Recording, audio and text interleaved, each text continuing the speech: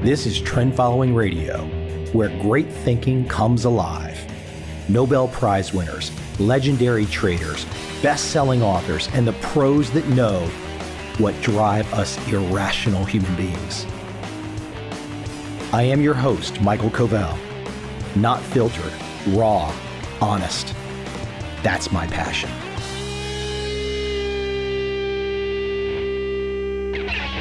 My guest today has been intimately involved with Silicon Valley for 20 years. He happens to have one of those unique perches where he's had a chance to see behind the scenes. Rob Chestnut is my guest today. He is General Counsel of Airbnb. And today we're discussing his new book, Intentional Integrity: How Smart Companies Can Lead an Ethical Revolution. Look, we all know it's a world where a lot of people play fast and loose. We hear the horror stories. For example, WeWork. And that's just in the last couple years. I mean, we can all think back over the last 10, 20, 30, 40 years and come up with just awful ways of doing business. But I really like Rob's perspective because he's laying out a scenario where you can get rich, but do it in a right way. Do it in an ethical way with some integrity. That's always a great message for all of us. I will always forever enjoy this podcast because out of nowhere, it gives me the chance to meet with a guy like Rob, even though it's digitally, but to meet with somebody of his background, of his understanding, and learn something. That's the name of the game. Without any further delay, let's jump right into my conversation with Rob Chestnut.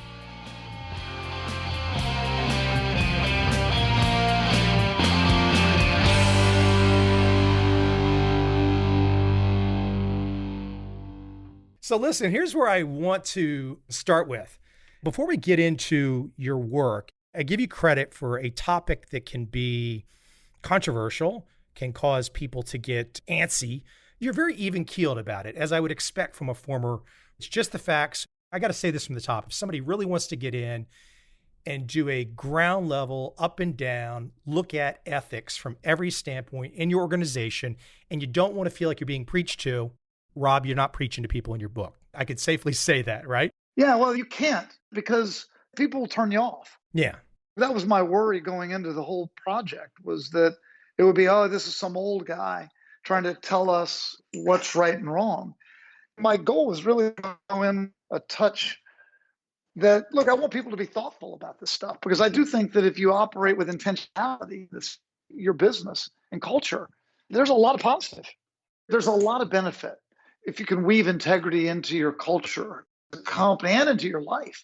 And I'm not going to tell you what is integrity and what isn't, but I am going to tell you that I think that intentionally making it part of your game is going to benefit you. Here's where I want to jump in before we get to there. I want to go back in time a little bit because you've got an interesting background. Before you get rolling, I want to let you know who's on your jury, so to speak. If you're going into voir dire and you're looking to potentially impanel me, you want to know what makes this guy tick. Where's he coming from? So I'm 51 years old. I grew up in Northern Virginia. I had my first experience with law enforcement probably age 19. I had a cop put his nightstick in my chest for no reason. I got a chance early on to see, on a particular case, I got a chance to see law enforcement and a local prosecutor lie in court. And I thought, okay, got to get the conviction. I see how this game works. I had a chance to later on see early in my 20s, I got to see how a local review board that reviewed commercial properties operated. And it operated with the word garish. So if you walked in to make an application to get your building sign approved or whatnot, and they didn't like it, they could say, well, that's garish. And it was this subjective, ambiguous word. And of course, what do you do as a business owner? You're going to go fight, go take it to court in the state of Virginia. You'll be there forever. I once had a Supreme Court case in the state of Virginia. Then I move on in life and I get to watch all the politics that unfolds and the different presidents that have unfolded in my life. And I've watched an assortment of presidents get mixed up with underlings and whatnot, ethical lapses that got all the news going back to JFK, LBJ, Clinton. I watched a president start a war with Iraq that really was probably predicated on not real information, stuff that really makes you kind of go, gosh, that's not nice. The same reason Vietnam was not predicated on real information. These all, to me, start to get at the integrity ethical issue. I'm just telling you where I'm coming from. I also watched the Supreme Court nominations the last 30, 40 years. I kind of see that maybe, the right gives left presidents whoever they want, but the left beats the hell out of Bork and Thomas and Kavanaugh. That's just kind of how it is. And then, we get up to now, and I'm watching the news in the last 6 months, and I'm watching cities explode. And God, I say to myself, man, if I did that stuff when I was 19, I'd still be in jail. But a lot of these kids that are doing all this crazy stuff in the cities, and they're not going to get rounded up. Nothing's going to happen. We get to the age of Trump, and you look at all this stuff in the last 30, 40 years, you think, well, God, it's led to Trump. And again, this is just voir dire. I'm telling you who you're dealing with. So as you as a prosecutor, you know where I'm coming from. But I look at Trump, and now we're at this tribal place where it's hard to know true and fact, what's real and what's not real. And everyone's got a spin. And of course, the Trump story is probably still to be played out. But I think one thing also that I have observed, it's interesting that the people, many of the people on the inside, perhaps people that you knew or know or knew of, once they left kind of law enforcement, they left the FBI, they left intelligence, they go on the talk shows and now they're politicians. This is the backdrop that I'm looking at. You start to examine, how do people make decisions inside companies, and what is the ethical considerations? And I just look at the last 30 or 40 years, and the trend line looks bad. That's my setup. Am I completely nuts? I think you're probably a little fed up with it. I mean, I think we all are a little bit. I think that for a long time, this sort of stuff happened quietly. People weren't getting called out for it. What I think is changing, the world is getting more and more connected. It's not just the internet. It's more transparent. Well, that's right. I think it's more than transparent. Transparency is part of it. But what you do has an impact on far more people than ever. You see it with the internet's just the start of it. Anybody can be a reporter now. Anybody can have a platform and reach the entire world. Anybody can get a cell phone and record a video and share it with the world. A disease gets spread throughout the entire world. Climate change affects all of us. A racial injustice touches everyone now. We are starting to get out of our narrow lanes. I think starting to realize that if we're going to be this closely interacting with everybody else, we've got to have some trust. We've got to build it. And people are speaking up. People are now like, they want better. They want more from companies.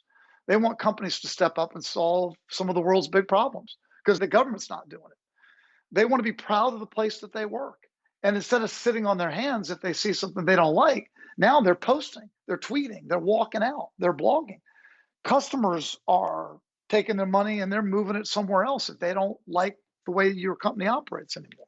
So I think more and more the world is putting pressure, exposing these sorts of injustices and putting pressure on companies and people to change. I think it's a good thing. What do you think about, though, as you lay that out, the tribal aspect? Because if I really had to observe America right now, it's a pretty divided place. It's pretty polarized. And it does seem like that each side, from a political perspective, a philosophical perspective, does not believe the other side's philosophy deserves to exist. Yeah, I think that leadership starts at the top. I talk about this with companies, but I think it's true with countries as well. Leaders are the thermostat. They're not the thermometer. The thermometer takes the temperature in the room. The thermostat sets it. The leader sets it, and all of us live in the giant environment that is set by the leadership. So I think we are so divided right now simply because of the nature of who's leading our country. I am critical of it, but even if you're not critical of it and believe that President Trump is a terrific president, I think everybody would acknowledge that he's a combative, divisive personality. I think that sets a tone. If we have a different leader, I think the tone may well be very different. I hope so. I think people are kind of sick of the divisiveness. The fact that in a divided country like this, we're not getting things done. We've got serious problems. We better address things like climate change. We better address healthcare. We better address income inequality. We can't afford to keep wasting time on things like this. On the flip side, you're a very, very bright guy, and you would appreciate that there's going to be people on the right that would say something different in terms of Trump. Maybe they would say he's combative, but they would say, well, we agree with his philosophy.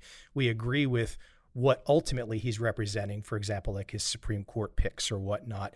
But how do we get back to the point where I really think that both sides, and I don't mean the existence of people, at least I hope not, but the existence of their political philosophy. To me, it really seems like the left believes the right political philosophy does not deserve to exist. And the right believes the left political philosophy does not deserve to exist. That was not always the same way in my lifetime.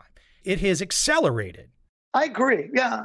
I think part of it is the way that our political system is set up and the way that we choose our nominees. The whole system is designed to have leaders appeal to the most active members of their party, the most passionate ones. So you get that kind of rhetoric from candidates because they're trying to get the most active members of a party, get them riled up. Now, but the good news is that's not where most of the country is. You've got people on the left, you got people on the right that are well out there and can get to that place that you talk about with the other side that doesn't think the other should exist. But you've got a vast gulf in between of folks that we just want to see capable government. We want to see some problems solved. The vast middle, it doesn't resonate with them. Are you being optimistic? Could the pessimists say that that vast middle is ceasing to exist and we're down to a few counties in battleground states? And the reality is that we are two very distinct poles. That could be, as much as you're being optimistic, there could be a pessimist view. I don't think so. Catch me in a few months. I think Joe Biden, this is just my assessment of the political environment. I think Joe Biden's going to be very successful with an approach that reaches across to the other party and tries to heal divisions instead of create more. And I think he's going to find a lot of success. I think he's going to find that message really resonates with a lot of people. Now, I have a lot of issues with our electoral system. I think our electoral system is badly in need of reform because, practically speaking, only a half a dozen states count, really. And that's wrong. And I think it needs to be addressed. But all that aside, I do believe that we're going to see a swing back to a time of healing and to a time where people from different parties are going to work together. I think Joe Biden's going to win the election. I think you're going to see that. I think people are a little worn out by the divisiveness. I'm Mr. Devil's Advocate here. If Joe Biden doesn't win, I can't imagine that folks on the left are going to be happy. Folks are not happy right now. Yeah. Well, we'll see what happens. President Trump didn't get a majority of popular vote the first time, remember. But the reason I bring all this up, though, is not necessarily to have any kind of, well, gosh, this particular political view is right, or this one is left, or one is accurate or not accurate. It's just that trying to get people to, because here you are in your work, you're laying out, okay, look, you openly say, hey, look, Harvey Weinstein, not doing good stuff. You point out WeWork, not doing good stuff. If the foundation is really messy across society, and I can tell you right now, every one of my right friends listening right now is just going to immediately say, Rob is a Silicon Valley liberal. That's what they're going to say. And every one of my left friends are going to say, I agree with Rob. So that's what's going to happen. But that's unfortunate. I mean, look, I've voted Republican quite a bit in my life. I don't view myself as a party.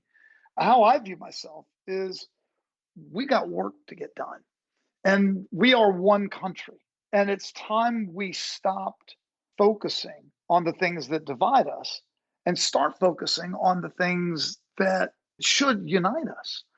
My view of the election is pretty simple. I think that's where our country is, and that's where our country is going to want to move. I could be wrong, but that's my view of the world right now. You make a great point on the uniting part. And as an entrepreneur, not someone who has had the success of an eBay or an Uber or an Airbnb, but to observe and see the energy and the excitement that's gone on into creating these companies across Silicon Valley. This is, to me, where ultimately there can be some uniting, because it seems like we've gotten lost a little bit in the country where so many folks get focused on just the quote job, where the reality is there's something magical happens when you create something. Something magical happens when it springs from nothing. You can just kind of like upset the whole apple cart. I would love to see all of our leaders, instead of arguing about the stuff that does divide us, to say, hey, have you ever thought about starting something? Have you ever thought about learning how to code? I mean, that does seem like something all leaders on all sides are not doing. I know what happens in Silicon Valley. Everyone gets it, but I wish we had more of that. I agree. I actually think we would be well served with more leaders who have done more in the real world. There's something where I think your friends on the right will cheer. I think government benefits from having people who have had experience outside of government and done a few different things. I'd love to see more of that. And I'm a believer in companies and the power of companies to change the world. I think that companies can be, unlike politics, where things can be really divisive, companies are a unitary force. They've got a board, they've got one CEO, they've got one mission the company hopefully is united around. They've attracted employees who believe in that mission and who want to come to work every day inspired for that mission. They've got financial resources if they're successful, and they're global.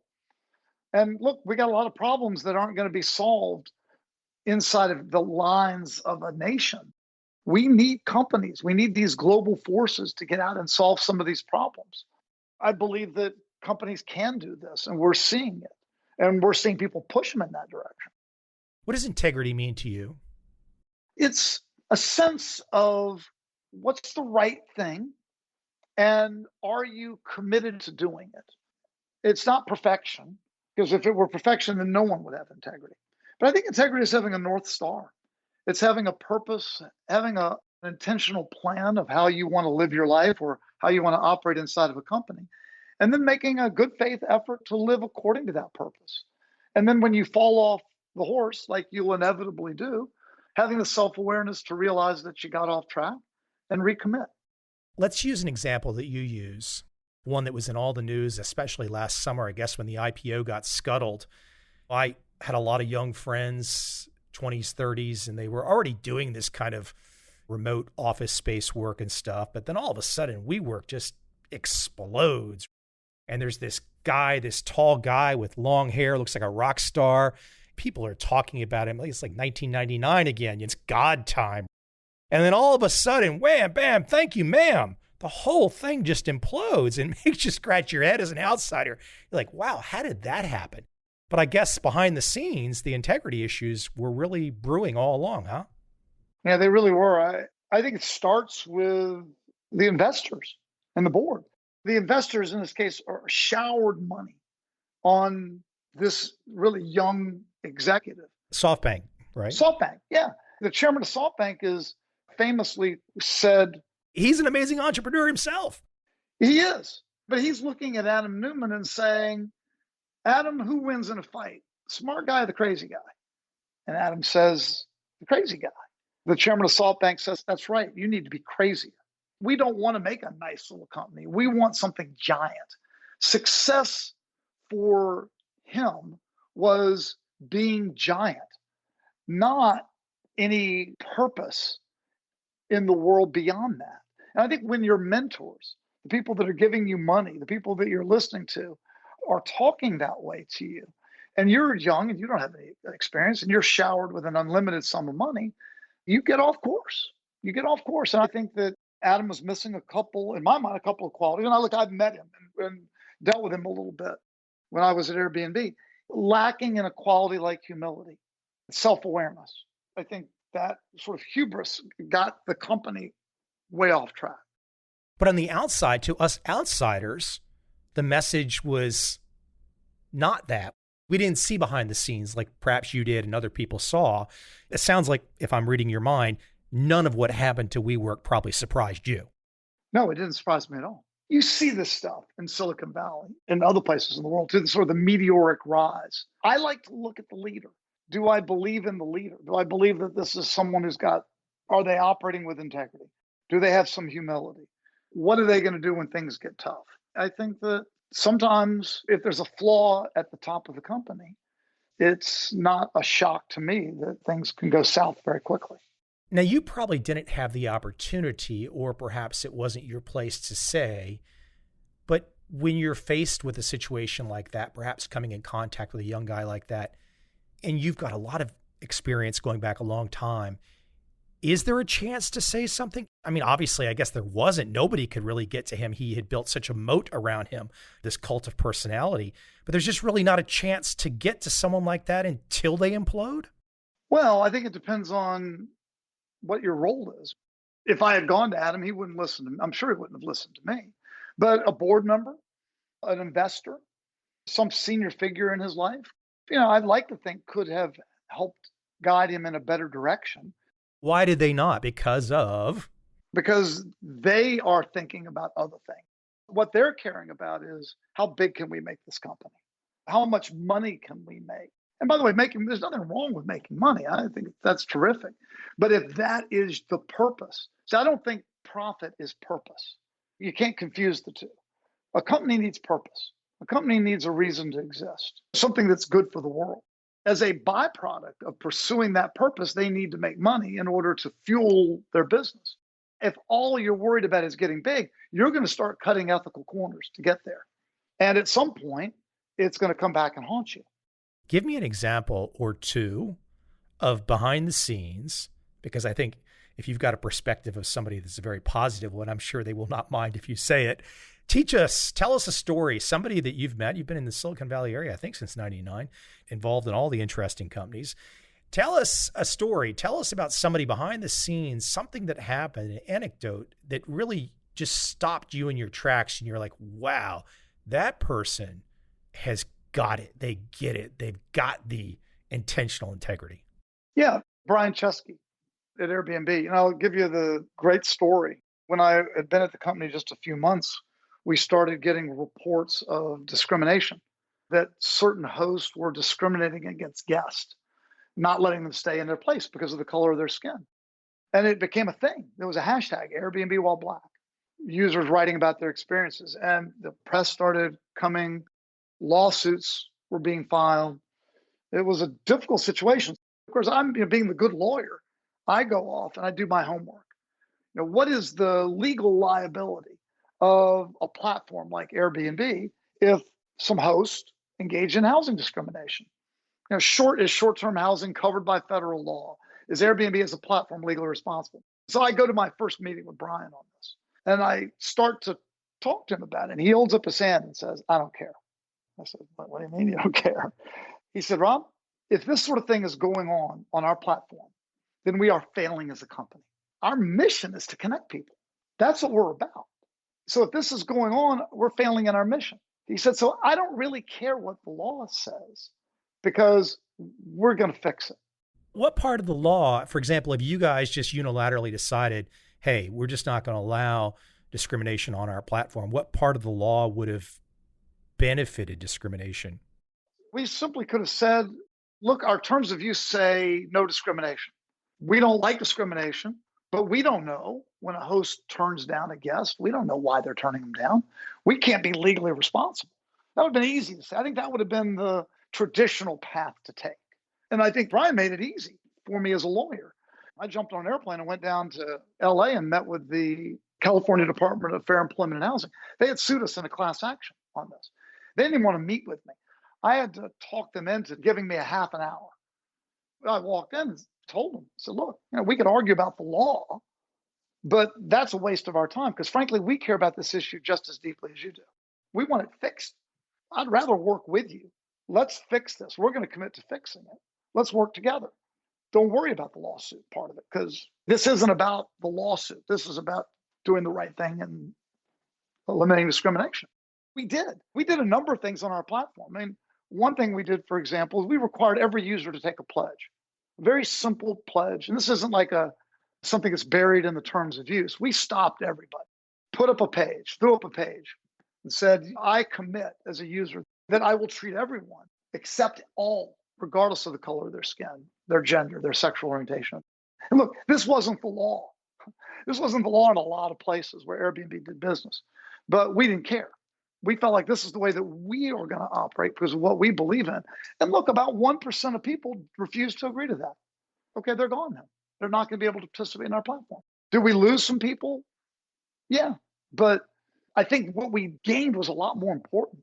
We stood for something. You're never going to get perfection. You're trying to lay down the gauntlet, so to speak, and kind of let everybody know where you're coming from and try to get to perfection, even though you know you can never get everyone to behave properly. All right, it's a journey. One thing pops up, there's another issue. Integrity comes up every day. I worry when I talk to somebody in a job interview, I might ask them, tell me about a situation where you had to deal with an integrity related issue at work and tell me what it was and how you had to handle it. Boy, I worry about the people who can't recall one because I think they come up all the time. And I think the challenge is recognizing them and working through them. Sometimes this stuff's gray. You and I can both agree lying, cheating, and stealing, that lacks integrity. That's great. And that's easy. And that solves some of the problems. But some of the stuff gets pretty nuanced and you can look at it from different perspectives. You can have an honest disagreement, depending on your philosophy. Poor America is getting nuanced to death these days. I do wish that lying, cheating, and stealing was just so. When you and I are growing up, if we would have done these things, we knew what the repercussions were. I think a lot of generations today, they have a different perspective than you and I might have had. I'm hoping that we're going to see a bit of a return to that. Look, I think character and integrity really do matter. I want to see that in our leaders. And by the way, I don't think either party has a monopoly on integrity, to be totally clear about that. I've seen leaders from both parties that I admire, who I think in tough times are willing to stand up and do the right thing, even if it might not be in their political interest. I think that's terrific. I'm never going to find a politician that agrees with me on every issue. But if I feel like I found one that's guided by a sincere desire to do the right thing for the country, and it's really willing to struggle through that and commits to try to do the right thing, that's who I want. There are so many topics under the ethics umbrella, and I want everyone, I said this at the top, but I want everyone to keep this in mind as our conversation continues. Your book is really getting into the nitty gritty to get people thinking about all of these issues inside a workplace, inside just life, frankly, dealing with the ethical issues of inter-office romance, alcohol, drugs, conflicts of interest. It goes on and on and on. So even if we can't touch on everything today, I want people to keep in mind that you dig deep. So let me throw you into a topic that it's been going on for a long time. And as you just said, this is definitely, if we were to talk politics or if we were to talk corporate offices, I don't think either party has an exclusivity deal on harassment. And I'm specifically going after higher up males to females that are below, underlings of some level. And that type of harassment, sexual harassment, this goes on forever. Now, look, I'm not in that position to have that situation. I'm kind of like a solo entrepreneur. And I'm not going to say in terms of my life, I mean, I'm a very honorable person, but I mean, I'm not a prude or anything like that. But when you look at some of these situations that we've seen in the press, and you bring up the Weinstein example, it is quite sad because you look at a situation, he had so much power. He really did make a lot of great movies. He obviously had a lot of talent. He knew how to pick talent. Regardless of whether or not he's in jail now, he obviously had a lot of skill at doing a lot of good things. But there was a double life. And it's this double life part of living that it seems like if one's a young person in their life and they say, gosh, I made $1 million by age 25. Now I can kind of start to live my alter ego. That kind of stuff catches up with you, doesn't it? Oh, I think it does. Again, particularly today. I think in the past, people were afraid to speak up about bad behavior. Not anymore. I think, thank goodness, people are putting aside fear because they recognize now that if they speak up and speak truth in the face of power, they get support. I think that this is a very positive development. And I think it means that leaders have got to make some adjustment. They may have grown up in a world where power could be used to personal benefit in ways like sex and conflict of interest and the like. And it was a perk of power. That's not the way it is anymore. I think the best leaders If that was the way they used to operate, they've got to change their game fast because there's a new world coming. And look, being a leader is harder than ever. Look, in the old days, all you had to do was deliver great financial results, drive shareholder value. You do that, and people were cutting you a lot of breaks about how you got there, what sort of things you were doing on the side, or what you did to the environment in order to get that number. You now have to speak to multiple stakeholders.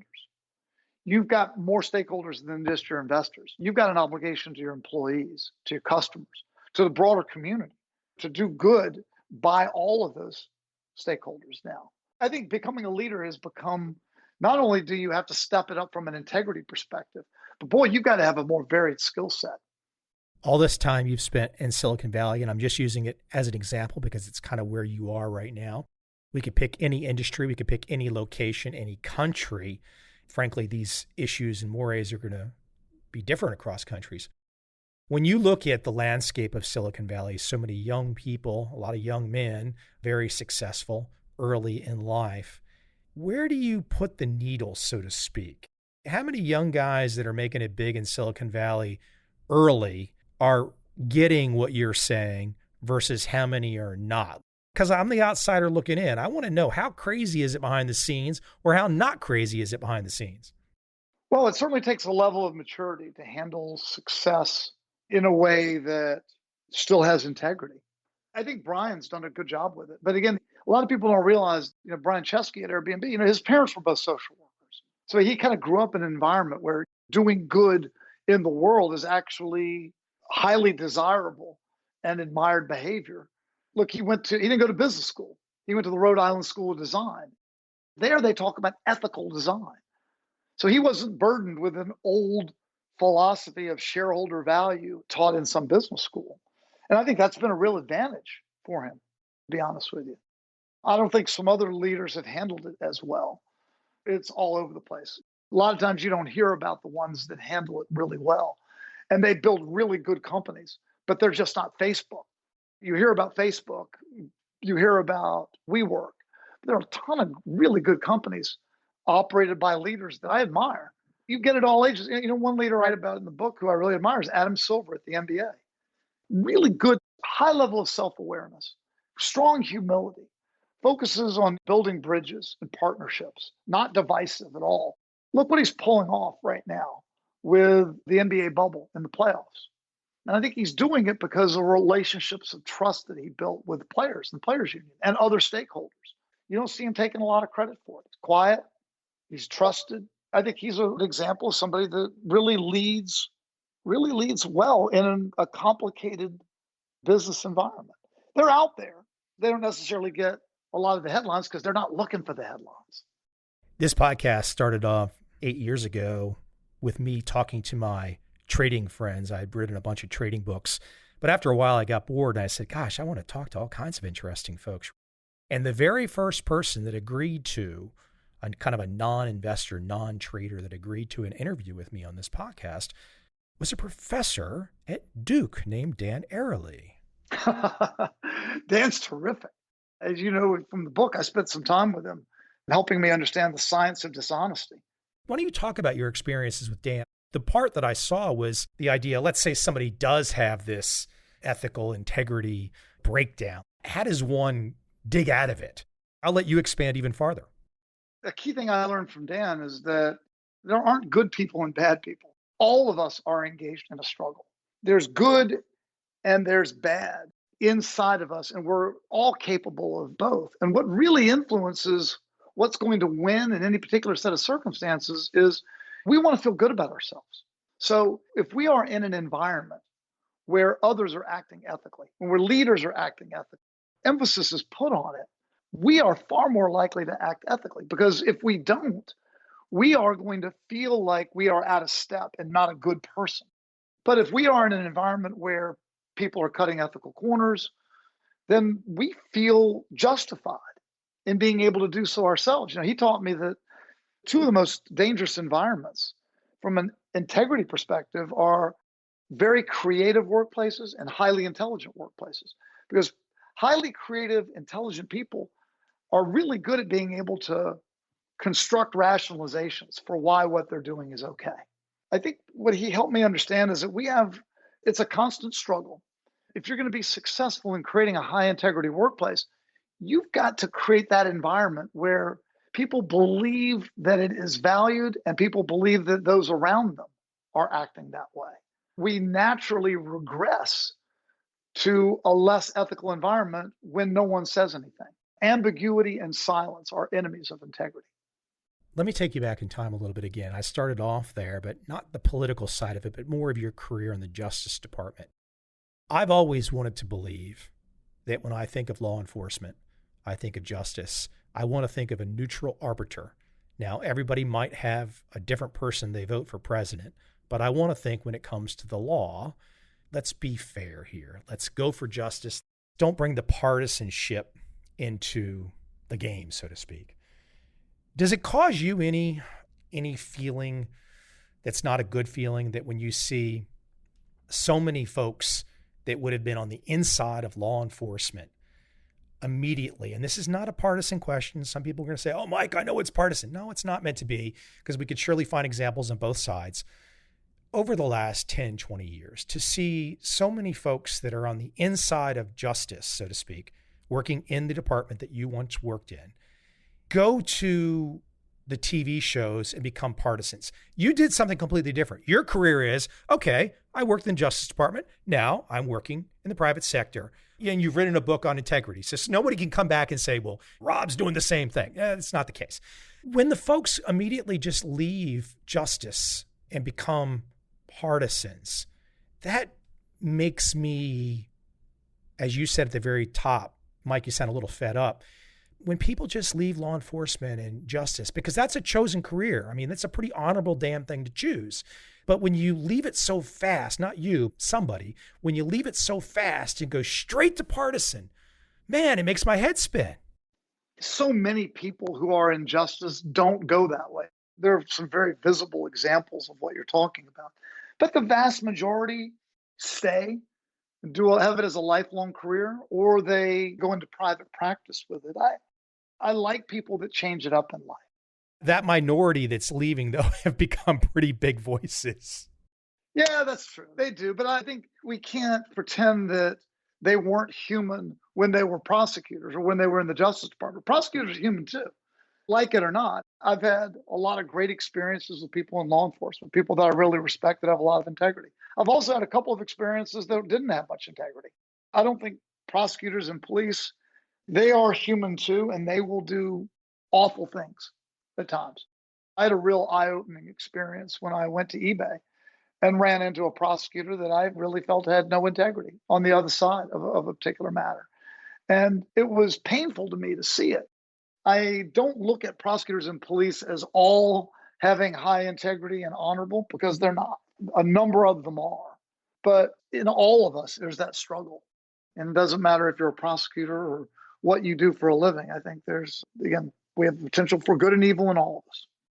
We talked about some examples so far where perhaps you mentioned the guy at WeWork and, said, well, you tried to talk to him, he wasn't going to listen to you. But let's say you were sitting down with a young person today. You had a nice, empty cranium ready to accept wisdom from the many things that you've seen. And you want to get them going on a good path. Because look, I'm sure you can give me some examples. I could give you some examples. There have been people ahead of me that I met early, much older folks, and they said things to me that changed me. They shined a light on some piece of insight that I didn't know. Wow, I went down that path. So you can really make a difference when you shine a light. When you talk with young people about integrity, intentional integrity, let's say they just don't really get it. There's a hubris, or there's a lack of humility, their ego. How do you start to win them over? They can listen to our conversation today and take a lot from it, but how do you start to win them over when you sit down with them and they really don't know what you know yet? Well, one way to reach people who are maybe going in a different direction and to get them to come back a little bit. There's a guy by the name of Adam Grant. He wrote a book called Give and Take. I read it. A lot of what he was talking about was very consistent with the things that I believe. And that is, you find the more that you give in life, the more that you think about others, it has a way, it actually comes back and rebounds. People who give more are actually more financially successful. The people who are takers, people who are constantly focused on winning a zero sum game, actually, studies show that they are less financially successful than the givers. I think what I try to talk to people about who may be headed down the wrong path is that, yeah, I'd love for you to do the right thing just because it's the right thing. But by having a broader group of stakeholders, by having empathy, by thinking about others, you will ultimately go further in life. You will actually be more successful, and the data is there to demonstrate it. That gets people to stop and think for a minute, because I think sometimes people are under this impression that the only way to get ahead is just to keep getting and to focus just on themselves. What I hope to do is broaden their minds a little bit and help them understand why giving actually ends up leading to more success in life. And by the way, more success, I think, on multiple levels. But it's getting them out of that mentality of it's all about me. It's all about just getting bigger, getting bigger, getting bigger. People who do that aren't as successful. And I think getting them to think about that, stop and pause and reflect on why, can maybe be a turning point for them in their thinking. I've got all kinds of big picture questions for you. You do. Can you tell that I would ask you a lot of questions? I would keep going on you for hours. Right from the beginning. Right from the beginning, I could tell. That's right. That's great. Hold on. You mean right from the beginning you knew? Oh, damn. Oh, God, this guy's... I knew. This is not going to be your average podcast. Come on. You didn't want the softball questions. You did not. No, heck no. This is what you enjoy. You enjoy the give and take on this stuff. So listen, I'm thinking though, is we've covered a lot of territory and we've talked about the idea that the transparency and the openness, and that when you are making decisions today, people can see. There's a lot more that you can see. And look, obviously the pendulum needs to swing at various points in time. But I have noticed also too that as this pendulum has swung to root out bad actors, it's going to sweep up some folks that maybe they said something that wasn't appropriate in the terms of service of a particular Silicon Valley firm. However, nobody in the history of America would have ever questioned they had the right to say it, that there was a free speech right to say it. I do wonder if we have a situation with, and you also mentioned the Electoral College. I mean, my understanding, this is kind of a dumbed down version of it, but the Electoral College to some degree prevents us from having just pure democratic mob rules. And so as I lay out the scenario with somebody that might have said something that violated the terms of service, I don't mean something like where you gave the example with the discrimination. I'm not talking about that, but just somebody that said something that a particular, let's say, social media platform didn't like. But do we run a risk also with all of this openness and the ability to concentrate voices so quickly that mob rules and mob kind of attacks can really cause people to feel a little bit like, wow, okay, we want there to be a democracy. We want the majority to get what they want, but oh my gosh, we just destroyed the minority rights as well in the process. Free speech, I think, has an element of rough and tumble. Free speech means there's like a cacophony. When you do create an environment where everybody is free to speak their mind, you're going to cause a stir. I don't think of it so much as free speech. I mean, let's take Facebook. Facebook's gotten a lot of criticism for being lax when it comes to dealing with offensive content or untruthful content. Their defense is, oh, it's free speech. We don't want to interfere with free speech. I think that you have to take a stand. I don't think it really is free speech. Someone has the right to say it. That's great. They don't have the right to use your platform to amplify their speech. So I do think that there are some issues that maybe people can jump too quickly. In the current world, people can, without getting all the facts, they can pile on, and Twitter can be a rough and tumble game. And I think that may be a byproduct of what free speech is all about. I tend to be a little more measured and tend to, while having an opinion, try to think about what the other person's shoes look like.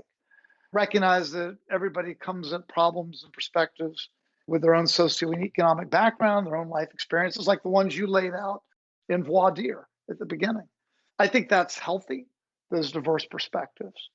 But I also think it's important to appreciate the fact that our personal perspective might not be the only one. Twitter's not the place to go for that. Twitter is just pure attack. Yeah, it's tough, isn't it? Yeah.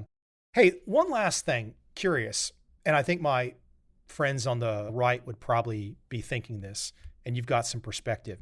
I don't think this is the result of any kind of, I'm sure some crazy folks would say it, but I don't think it's the result of any kind of grand conspiracy. I think it's just the result of how life unfolded and a couple companies unfolded. The biggest tech companies in the world right now, I don't think there's any doubt in this, and I don't think I'm saying something that's untoward, have a very particular common partisan preference. Is that good going forward, that you have the biggest, most powerful companies in the world, the 5, 6, or under 10 of whatever they are? I mean, we all know the names.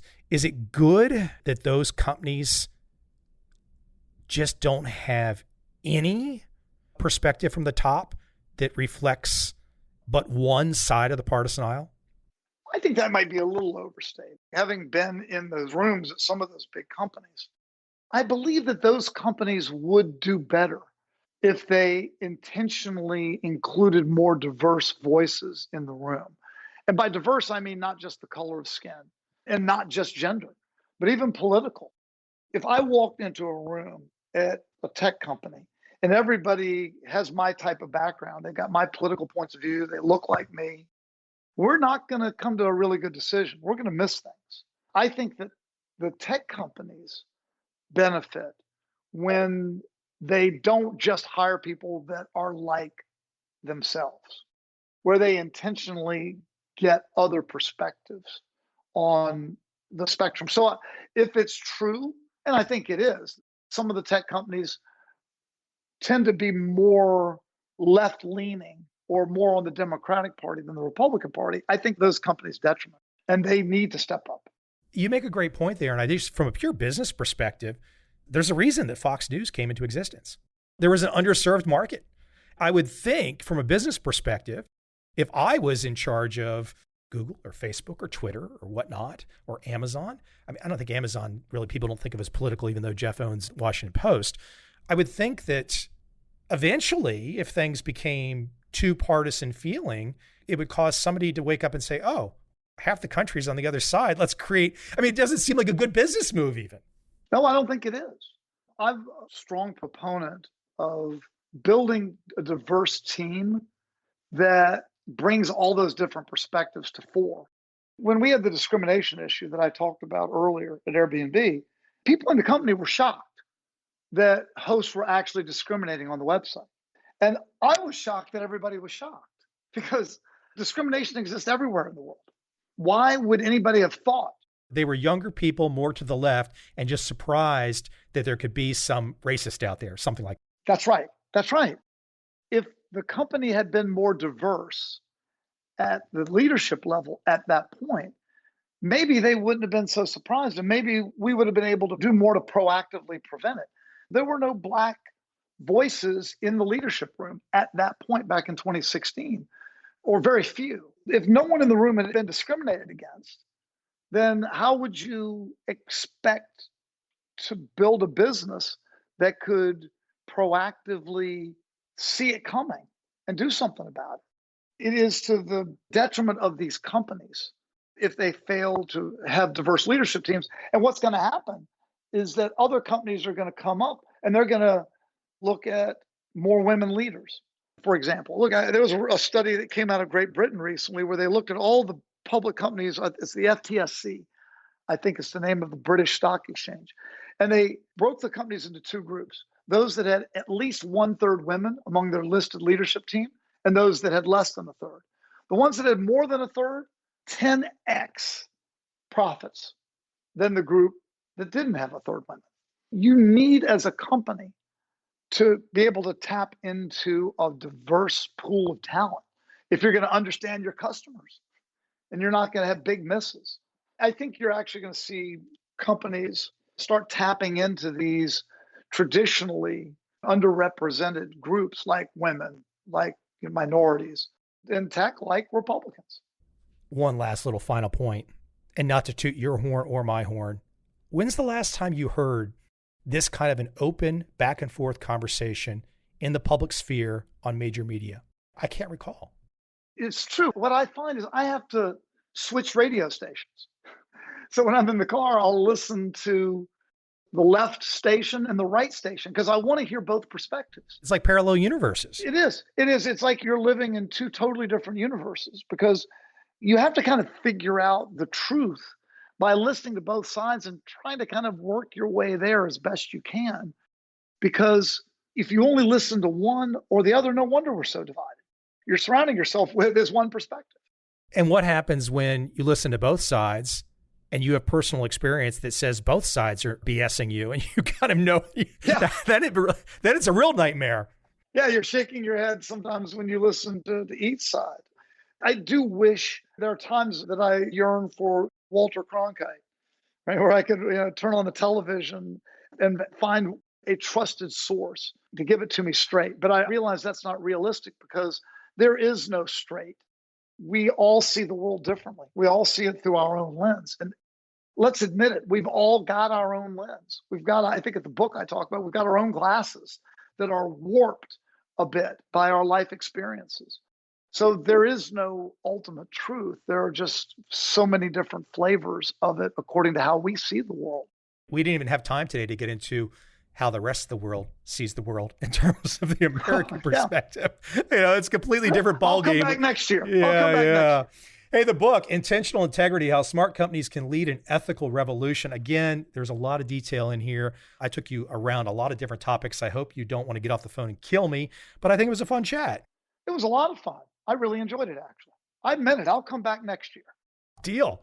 Absolutely. Hey, Rob, I appreciate you taking the time today. Thank you. Michael, thank you.